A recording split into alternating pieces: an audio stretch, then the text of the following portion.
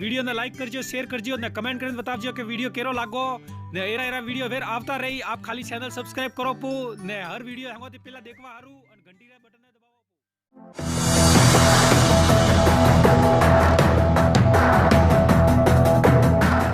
आप लोग के सामने मैं एक इंपॉर्टेंट बीमारी के बारे में बात करने जा रहा हूं और वो है आज का pandemic disease corona virus infection, आज जिसे कोविड-19 के नाम से जाना जाता है। ये पैंडेमिक डिजीज जिसे हिंदी में महामारी कहते हैं। आप लोगों ने सुना होगा किसी जमाने में कि पूरे मुल्क में हैजा फैल गया है या पूरे मुल्क में प्लेग फैल गया है। ये सब अपने आप में एक महामारी थे। उसी तरह से आज के टाइम की महामारी ये कोरोना वायरस डिजीज है। सोशल मीडिया, व्हाट्सएप, फेसबुक के जरिए हमारे पास बहुत सारे इंफॉर्मेशन है ये कोरोना वायरस के बारे में। इसमें कुछ सही है और कुछ गलत। इस सही गलत के चक्कर में बहुत सारे लोगों की ज़िंदगी पे और बिजनेस पे काफ़ी असर पड़ा है। लोगों में एक बहुत डर का माहौल बना हुआ है।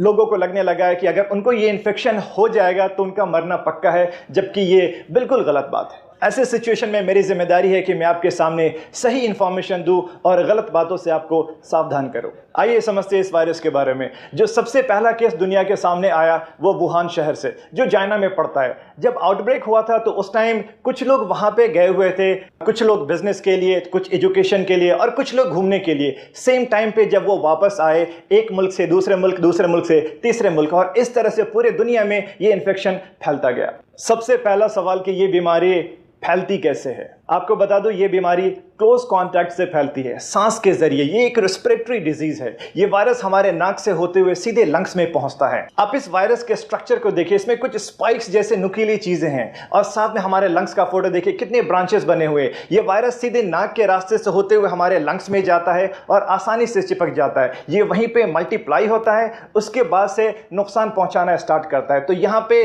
साफ मतलब है कि जो ज्यादातर सिम्टम्स हमारे पास में आते हैं वो लंग्स से रिलेटेड होते हैं। और ये वायरस अगर आपके खाने के साथ पेट में जाए तो पेट में एसिड प्रोडक्शन होता है खाना पचाने के लिए, जिससे ये वायरस मर जाता है। तो इसका मतलब ये हुआ कि खाने से ये वायरस नहीं फैलता है। एक बहुत बड़ा कंफ्यूजन है लोगों में कि क्या नॉनवेज खाने से भी ये वायरस फैलता है। मैं आपको बता दूं, बिल्कुल नहीं फैलता है।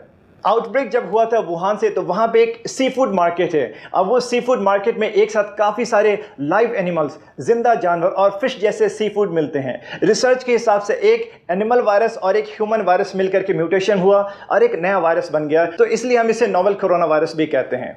अभी के टाइम पे ये पूरा का पूरा ह्यूमन वायरस है और सिर्फ इंसान से इंसान में फैलता है। इसलिए अगर आपको कोई ये कहे कि मटन खाने से या चिकन खाने से भी ये इन्फेक्शन फैलता है तो गलत बात है। हाँ, वो जनरल प्रिकॉशन है कि हम जो भी खाना बनाएं उसको बहुत अच्छे से पका करके खाएं। एक इंसान से दूसरे इंसान में ये इन्फेक्शन कैसे फैलता है। आप मान लो ये इन्फेक्शन मुझे हो चुका है और मुझे खांसी होना स्टार्ट हो चुका है, तो मेरे खांसी करने के दो तरीके होंगे। एक तो मैंने हवा में खांसी किया और दूसरा मैंने अपने हाथों पे खांसी किया। दोनों कंडीशन में मैं ये इन्फेक्शन एक दूसरे को फैला सकता हूँ।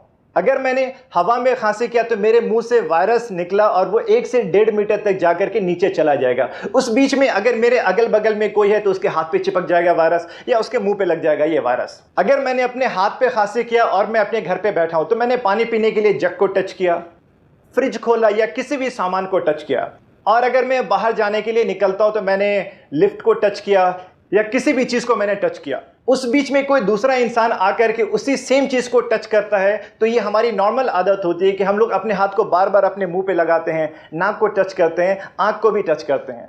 तो इससे आसानी से ये इन्फेक्शन उस इंसान को भी हो जाएगा। नाक पे वायरस गया, नाक से होते हुए सीधे लंग्स में चला जाएगा। लोगों में ये भी कंफ्यूजन है, ये वायरस हवा में भी उड़ता है क्या। आपको बता दूं कि ये वायरस हवा में नहीं उड़ता है। आपको जैसे मैंने बताया कि मैंने खांसी किया तो मेरे मुंह से वायरस निकल के 1 से 1.5 मीटर तक जाकर के नीचे चला जाता है, तो ये वायरस हवा में नहीं उड़ता है। अब किसी को ये इन्फेक्शन हो जाए तो क्या क्या सिम्टम्स आएंगे, यानी कि मरीज के अंदर लक्षण क्या क्या होंगे इस बीमारी के।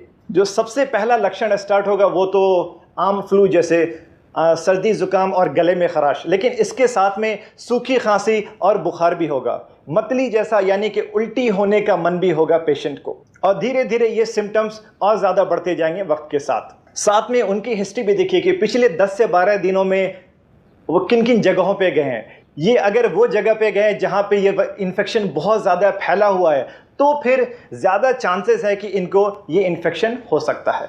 लेकिन इसका मतलब ये नहीं अगर किसी को भी सर्दी जुकाम और बुखार है तो सभी को ये इन्फेक्शन है। आप साथ में ये भी देखिए उनकी हिस्ट्री के 10 से 12 दिन में किन किन जगहों पे गए हैं। अगर ये उन जगहों पे गए जहां पे ये कोरोना वायरस का इन्फेक्शन बहुत ज़्यादा फैला हुआ है तो हाँ, ऐसे केसेस में ये बीमारी होने के बहुत ज़्यादा चांसेस हैं। 80 to 85% केसेस में सिर्फ माइल्ड सिम्टम्स आते हैं। माइल्ड का मतलब कि ज़्यादा सीरियस सिम्टम्स नहीं होंगे, हल्का सा सर्दी जुकाम और बुखार। लेकिन 10 से 15% केसेस में ज़्यादा सीरियस सिम्टम्स आते हैं कि जब सांस लेने में तकलीफ होने लगे, गले में बहुत ज़्यादा दर्द होने लगे, जैसे सिम्टम्स लाइक एस्थमा और दमा जिसे कहते हैं, इंग्लिश में शॉर्टनेस ऑफ ब्रेथ या डिस्निया हो जाए।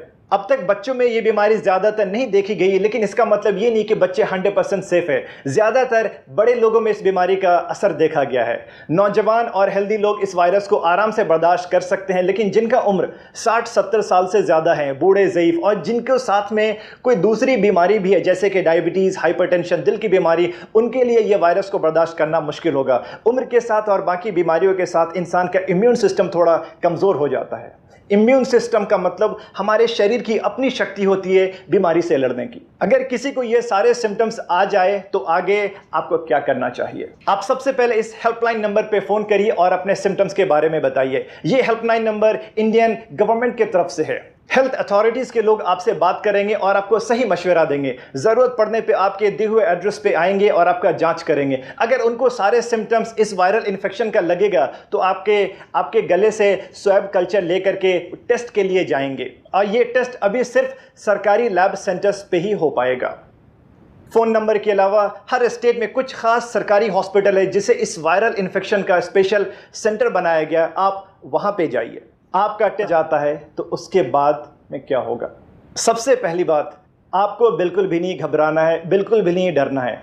80 to 85%, 80 से 85% लोगों में सिर्फ माइल्ड सिम्टम्स आते हैं, हल्के सिम्टम्स। अगर सिम्टम्स ज़रा सा है तो आपको एक स्पेशल वार्ड में आइसोलेट कर दिया जाएगा 2 हफ्ते के लिए, जहां पे आपका सिम्टोमेटिक इलाज चलेगा। अगर किसी को बहुत ज़्यादा दिक्कत हुआ सांस लेने में तो उनको आईसीयू में रखा जाएगा, जहां पे वेंटिलेटर की सुविधा भी उपलब्ध होगी, जो कि सिर्फ 10 से 15% लोगों में हो रहा है। आपको जब मैंने 2 हफ्ते के आइसोलेशन के बारे में बोला तो आइसोलेशन को मैं अच्छे से समझा दूँ। आइसोलेट होने का नाम सुन के लोगों में एक डर सा बन गया है। उनको लगने लगा है कि 2 हफ्ते के लिए उन्हें जेल में बंद कर दिया जाएगा या पूरी दुनिया से उनको अलग कर दिया जाएगा, और इस डर की वजह से वो ना तो किसी हॉस्पिटल में जा रहे हैं और ना ही किसी डॉक्टर से मिल रहे हैं।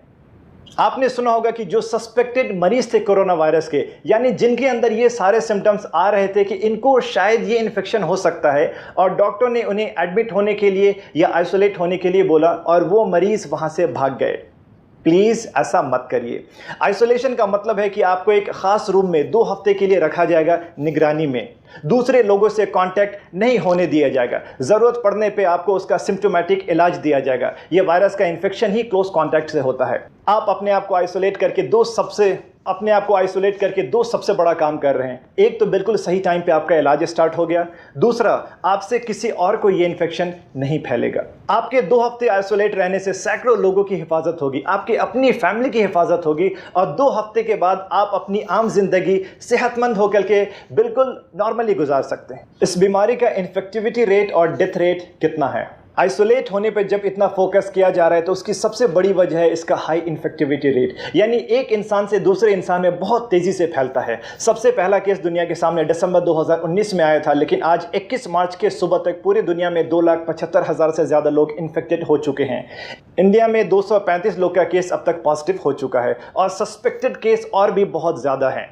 लेकिन एक अच्छी बात यह है कि इसका डेथ रेट 4% से भी कम है, यानी कि अगर 100 इंसान को इन्फेक्शन हो जाए तो डेथ सिर्फ 3 या 4 लोगों में हो रहा है। और वो 3-4 लोग जो इन्फेक्टेड है वो भी जो ज़्यादा बूढ़े ज़ईफ़ हैं या जिनकी इम्यून सिस्टम बहुत ज़्यादा कमज़ोर है। आपको अगर ये इन्फेक्शन हो जाए तो उसके बाद आपका इलाज कैसे होगा? अगर आपको सिम्टम्स नहीं हैं तो आपको होम आइसोलेशन के लिए मशवरा दिया जाएगा। अगर माइल्ड सिम्टम्स है तो आपको एक स्पेशल वार्ड में आइसोलेट किया जाएगा, जहां पे आपको निगरानी में रखा जाएगा और सिम्टोमेटिक इलाज दिया जाएगा।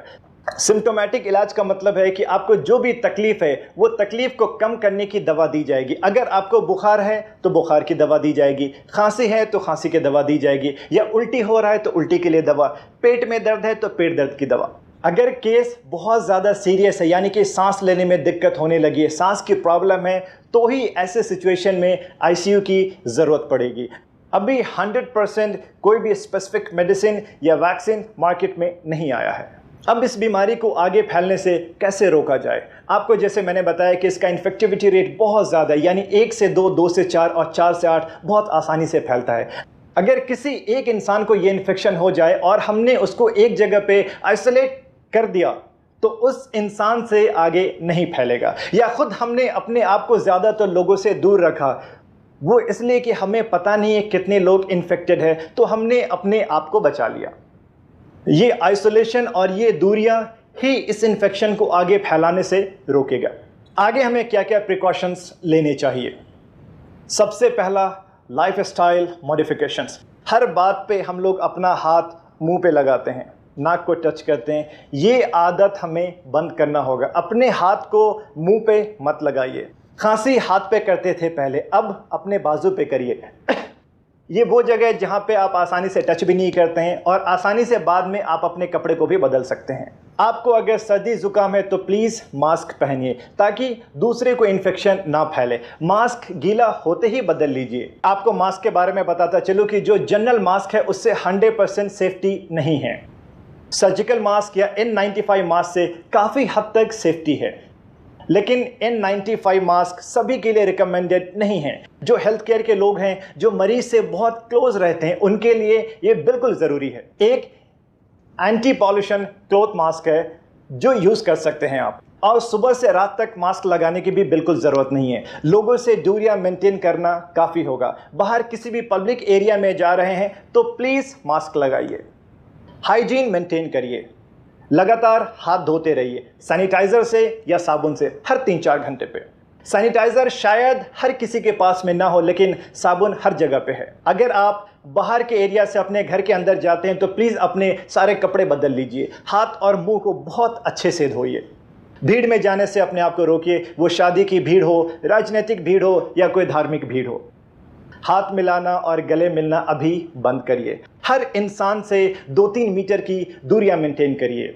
ज़्यादा अच्छा है कि अपने आप को कुछ दिनों के लिए लॉकडाउन कर लीजिए। अपने घर की सफाई सूखे झाड़ू से नहीं करिए, बल्कि सीधे पोछा लगाइए। वो इसलिए कि अगर एक इन्फेक्टेड इंसान ने खांसी किया तो वायरस 1 से 1.5 मीटर उड़ के नीचे जाता है। और वो अपने घर की सफाई सूखे झाड़ू से नहीं करिए, बल्कि सीधे पोछा लगाइए। वो इसलिए कि अगर एक इन्फेक्टेड इंसान ने खांसी किया तो वायरस 1 से 1.5 मीटर उड़ के नीचे जाता है और वो ज़मीन में लग जाता है। आपने अगर सूखा झाड़ू लगाया तो वो हवा में फिर से उड़ेगा और दूसरे को इन्फेक्शन फैलाएगा। तो ज़्यादा अच्छा है कि सीधे आप मॉपिंग करिए, पोछा लगाइए डेटॉल या सेवलॉन के पानी से, और ज़्यादा से ज़्यादा पका हुआ खाना खाइए, गर्म पानी पीजिए। आपको मैं दोबारा रिमाइंड करा दूं कि 80% लोगों में सिर्फ माइल्ड सिम्टम्स आते हैं। तो क्या इस बीमारी को हल्के में लेना चाहिए? बिल्कुल भी नहीं।